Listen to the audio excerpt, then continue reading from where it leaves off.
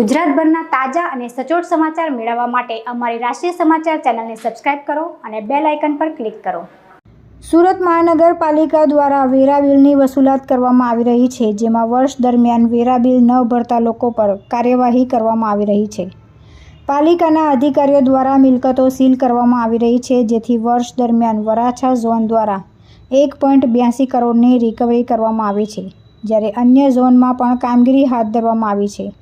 હજુ પણ પાલિકા દ્વારા રિકવરી કરવામાં આવી રહી છે, જેમાં વેરા ન ભરનારા સામે તવાઈ આવી રહી છે, જેથી પાલિકાના અધિકારીઓ દ્વારા વેરા ન ભરનાર સામે કોઈ જ છૂટછાટ ન રાખીને સીધા સીલ કરવામાં આવી રહ્યા છે, જેથી છેલ્લા થોડા દિવસોમાં વેરાની આવક પાલિકાને થાય તેવી આશા વ્યક્ત કરવામાં આવી રહી છે।